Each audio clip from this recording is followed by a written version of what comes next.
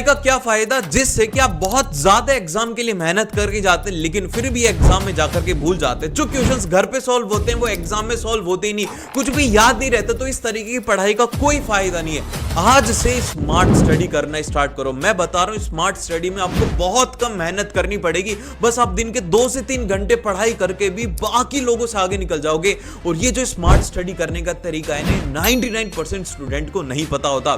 तो ये जानने के लिए इस वीडियो को एंड तक जरूर से देखना। So hello everyone, I am Ayush Punia and welcome to Seekho's official show board exam tip.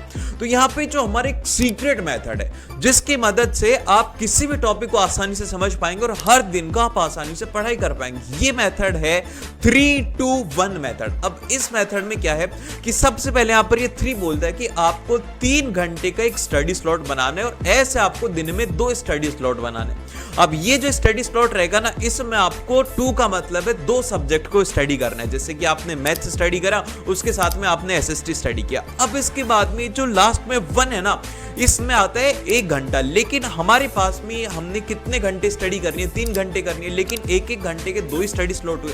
तो इसमें जो बचा हुआ 1 घंटा है ना, इसमें हम जो पढ़ेंगे वो हमें सब कुछ याद होगा। तो ये कैसे होगा मैं आपको बताता हूं। जब भी आप पढ़ने के लिए किसी चैप्टर या फिर टॉपिक पढ़ें, उसमें 15 मिनट जो है, स्टार्टिंग के 5 मिनट तो एक बार आप उस पूरे जो चैप्टर है उसको एक बार स्कैन करो कि उसमें कौन से टॉपिक के बारे में बात करी गई है, उसमें कौन से डायग्राम गिवन है, कौन सी इमेज गिवन है। पता है इससे क्या होता है? हमारे जो दिमाग होता है ना, ये चीजें देख करके ज्यादा जल्दी याद रख पाते हैं। तो जब हम अगर एक बार सारे चैप्टर देख लेंगे ना, तो हमारे दिमाग के अंदर ऑटोमेटिकली वो चीज हमें लगेगी कि हमने पढ़ा हुआ है। फिर उसके बाद में अगले 10 मिनट अब आपको क्या करना है?